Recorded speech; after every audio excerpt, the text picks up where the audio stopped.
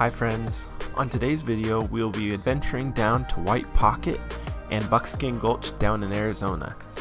If you are more interested in the details and logistics of the trip, you can skip forward to the 7-minute 15-second mark in this video and see the maps and other details for this trip. We started out our trip with a night of camping just north of Kanab, Utah in a place called Twin Hollows. This was the perfect little canyon to pull off in to enjoy a night of camping. This allowed us to break up our trip rather than drive 7 hours straight to Buckskin Gulch. On the Twin Hollows Road, we also were able to check out Belly of the Dragon, which is a short tunnel that was dug under the highway to allow water to flow through without taking out the road.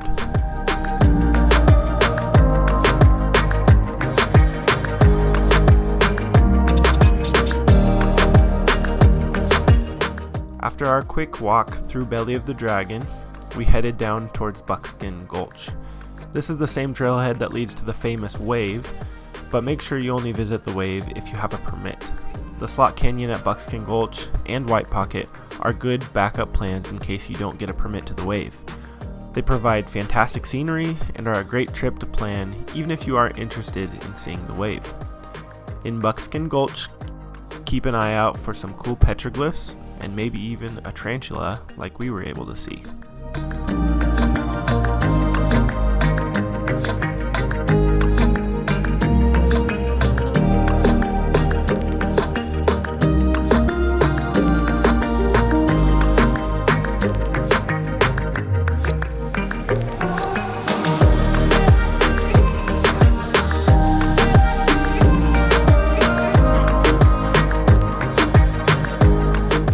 After leaving Buckskin Gulch, we decided to air down our tires before heading to White Pocket. If you decide to head to White Pocket, make sure your vehicle has high clearance, as the road can be heavily rutted and would be hard to get through in a low clearance vehicle. Airing down will definitely help with traction in the sandy sections of the road and will make your overall ride much smoother. We arrived at White Pocket, set up our camp, and then went to explore. We spent the whole evening hiking around White Pocket, taking photos, flying our drone, and watching the sunset. We woke up early the next morning to catch the sunrise as well.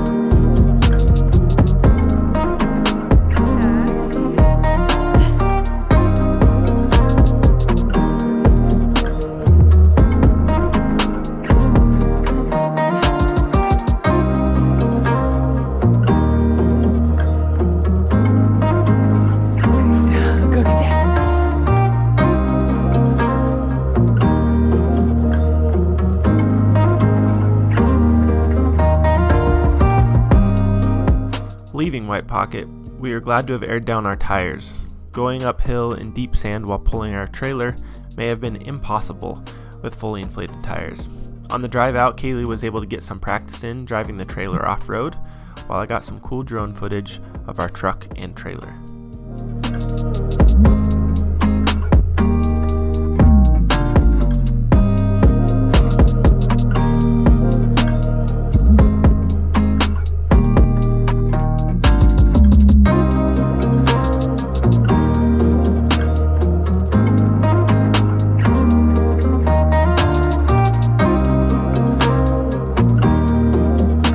Once we got back to the main highway, we aired up all of our tires again. I recently put together a CO2 inflation setup, which is about 10 times faster at filling up tires than a traditional 12-volt tire inflator.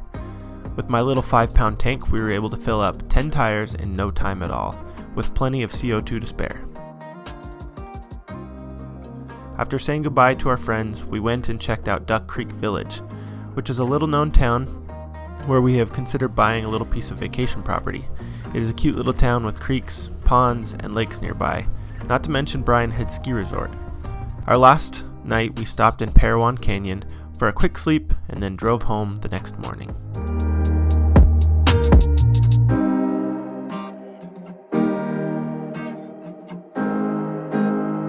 Hi Riles, you're kicking your legs. Hey guys, as always, thank you so much for watching our video today. If you enjoyed it or you found anything useful, helpful, please give us a subscribe and a thumbs up, a like, and that really helps us out so we can keep making these videos. So let's jump right into the maps and I'll show you exactly where we went. So we started out our trip the first night in Twin Hollows Campground. It's really just a road off the highway that you can drive down and find a spot. So from Salt Lake, let's get some directions here. So from Salt Lake to this campground, it's about 4.5 hours. That gives you enough time to stop, give gas, whatever. It took us a little bit longer because we've got the dog and the baby that, the baby needs changing, and our dog also needs to use the bathroom. So it took us about 4.5 hours to get there, and found a really cool spot right off the road in this little canyon. Twin Hollows Campground is how you can find it on Google Maps.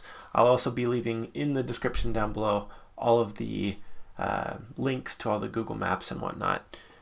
So the next morning we woke up, we left Twin Hollows Campground, we went and got breakfast in Kanab, which is only like 15 minutes from this place here. This is just to the south of Mount Carmel, like less than a mile out of the town of Mount Carmel.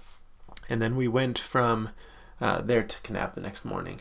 So got breakfast in Kanab, then we headed to Buckskin Gulch Trailhead, which is the same trailhead as the Wave. Please don't go to the Wave if you don't have a permit. There are different ways you can look up online how to get that permit. It's done by a lottery. You can either do it 4 months in advance, and they have 40 tickets available per day, I think somewhere around there, or you can do it the day before.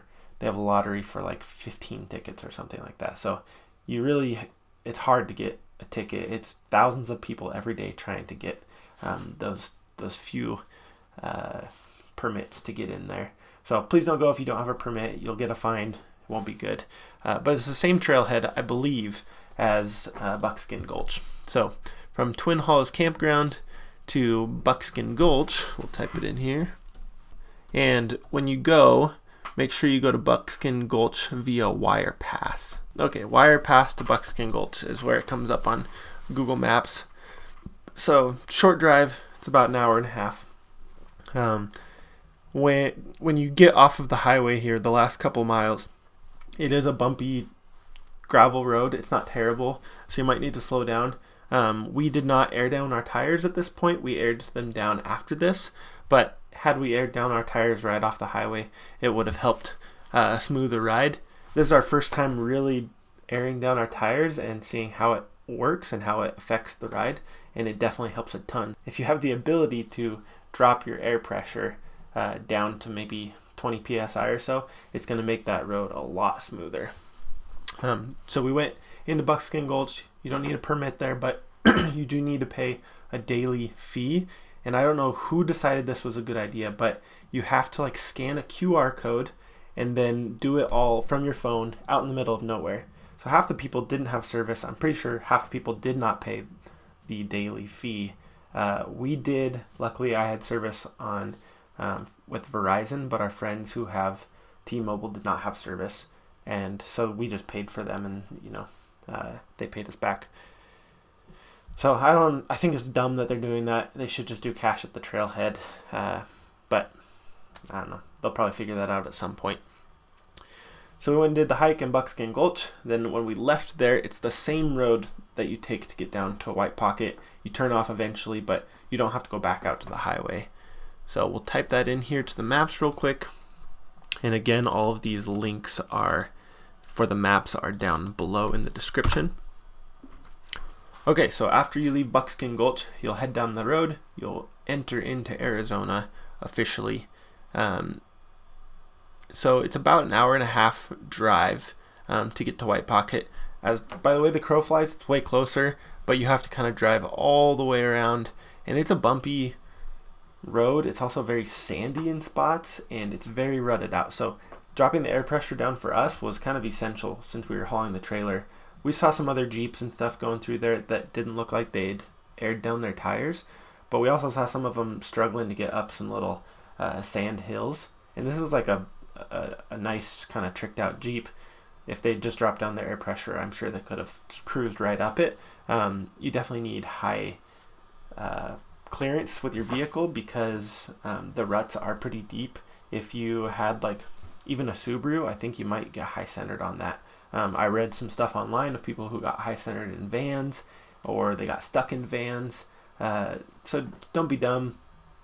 If you have a good four-wheel drive vehicle with high clearance, you'll be all right. But yeah, so that's how to get to White Pocket. Make sure you have high clearance. Be careful of the sand. We camped there at White Pocket that night. It was a super cool place to camp right underneath the rocks there, and we were able to check out White Pocket at sunset and at sunrise. Really great experience. From there, we kind of split up with our friends. They headed home, and we wanted to take a little bit more time, so we went through a little place called Duck Creek Village, and then we headed to Parowan Canyon to sleep the night there. Found a cool little spot off the road, really beautiful. Again, I'll put a link to that for dispersed camping down in the description. I need to find it on the map before I share that location, but it will be in the description below. So thanks so much for watching, guys. Be sure to subscribe to our channel to follow along with our adventures, and if you like this video, it really helps out with the YouTube algorithm. So we will talk to you soon in our next video. See ya.